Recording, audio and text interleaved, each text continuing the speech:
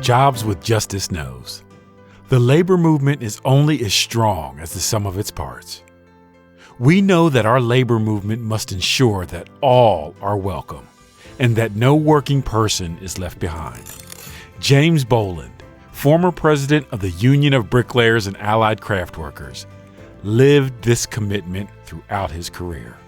Originally an immigrant from West Ireland, James first came to Chicago seeking the American dream. He eventually moved to San Francisco, where he found that dream on a wall. Not a wall that kept people apart, but one that brought workers of all backgrounds together. As a young immigrant bricklayer in San Francisco, I wasn't unusual. So many of the other folks on the wall, like me, were originally from somewhere else. I would go to a new job, and there'd be almost as many Chinese, English, Mexican, Scots, Italian, and yes, Irish bricklayers and laborers as there were folks who were born in the United States. So it was very easy for an outsider to fit in.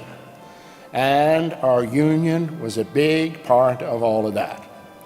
James knew that what made his union great was its diversity.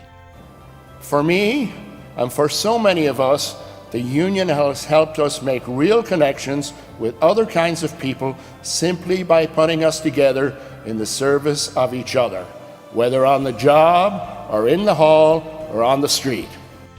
During his tenure as the president of the Union of Bricklayers and Allied Craftworkers, he opened the doors to the Union Hall like never before. We need to look past the folks that just look like us and focus on bringing in young voices and black voices and Latino voices and women voices and Asian voices and LGBTQ voices and the voices of every kind of person who wants to build a better life with a trowel.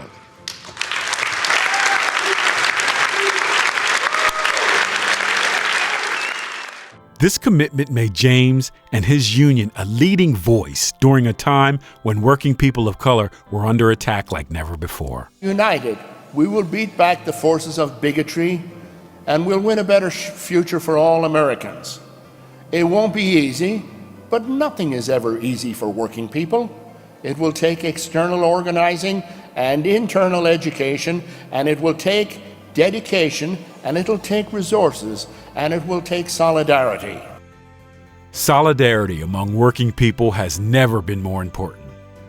We recognize unions that actively fight for more inclusive workforces and the leadership of the Union of Bricklayers and Allied Craftworkers for promoting diversity in the trades.